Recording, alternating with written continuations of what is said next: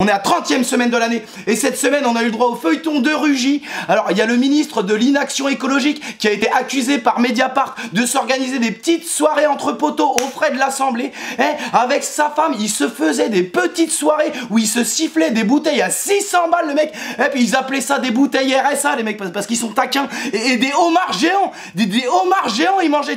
Et tu sais même pas ce que c'est alors que c'est toi qui invites mon con. Incroyable putain. On les met bien ces gens-là. Hein. Ils ont les doigts de pied en éventail, c'est pour ça qu'ils brassent que du vent.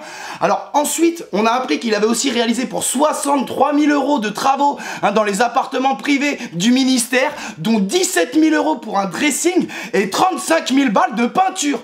Et 35 000 balles de peinture. L'ouvrier, il a fait ses travaux, il a pris 2 années sabbatiques, le mec, il est tranquille. Incroyable, mais il justifie pour eux, c'est normal. Hein. Selon l'enquête de l'Assemblée nationale, son poteau, quoi, c'est normal.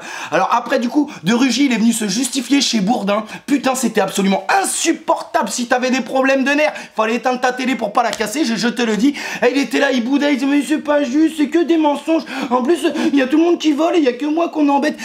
Il était là, il chialait à moitié comme un gosse qui s'est fait piquer par une guêpe. Mais putain, mais t'as pas honte, toi, il a pas honte, il chiale, toi. Mais arrête de chialer, toi. Parce que déjà, ça se trouve, même tes mouchoirs, c'est nous qui les payons. Et écoute-moi bien, il y a 600 personnes qui sont mortes dans la rue cette année. Et toi, ton problème, c'est d'avoir mangé des homards trop gros. Alors tu vas t'en remettre ou va falloir qu'on paye ton psy aussi, toi? Putain, mais on marche sur le crâne à un moment donné.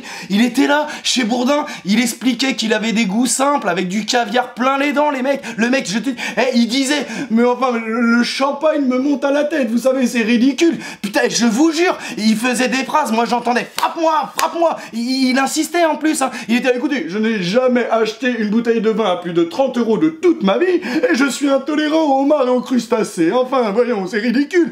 Mais putain, mais on en a rien à tamponner que tu sois radin avec ton pognon. Ce qui nous intéresse, c'est comment tu dépenses le nôtre, toi. Et putain, et l'intolérance au homard, elle n'existe même pas. Elle n'existe même pas. Il en a rien à foutre.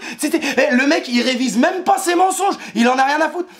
C'est notre ministre, alors qu'on le niquerait tous au loup-garou. Ça n'a aucun sens. Putain de merde. Hein, il était là, il disait, ce n'était pas des dîners entre amis, c'était des réunions de travail informelles. Ah voilà, ils appellent ça comme ça, tu sais. Siffler 600 € de pognon par bouteille et manger des homards géants à nos frais, ils appellent ça du travail informel, tu vois. Alors Bourdin, il lui a dit, mais enfin écoutez, c'était des amis ou c'était pas des amis? Et là, François de Rugy, mais il s'est mis à bégayer. On aurait dit Gad Elmaleh qui essaie d'inventer une vanne, le mec, il était là, il dit, écoutez, c'était des dîners avec des thématiques.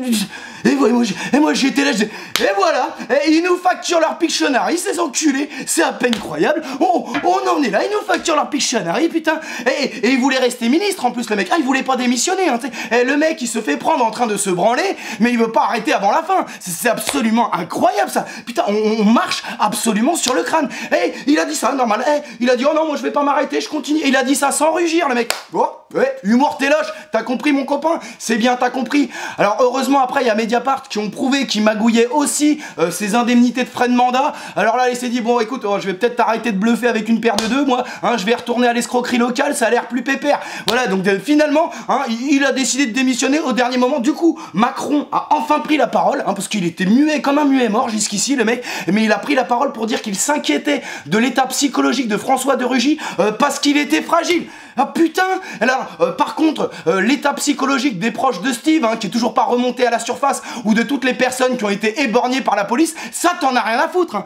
Pourtant, je crois que ça tape un petit peu plus sur le moral de pas voir à gauche que d'avoir fait une indigestion de homard. Putain, mais on marche sur la tête dans ce pays-là. Mais putain, mais Macron, mais toi, le jour de ta mort, ça va pas te changer d'être à côté de la plaque. Hein. T'es complètement hors des réalités, mon pauvre, je peux pas te dire. Et alors, comme les télévisions, complètement hors des téléréalités. Alors, pour les télévisions, le problème, c'était les méthodes de Mediapart, tu vois. Alors, ces clowns là, ils sont inutiles comme le miroir d'un aveugle, mais pour eux, le problème, c'est le seul journal qui a fait sortir 99% des scandales politico-financiers ces 10 dernières années. Putain, mais c'est absolument incroyable. Mediapart, ils étaient à ça de devoir s'excuser de faire le travail de tout le monde. Incroyable. Alors,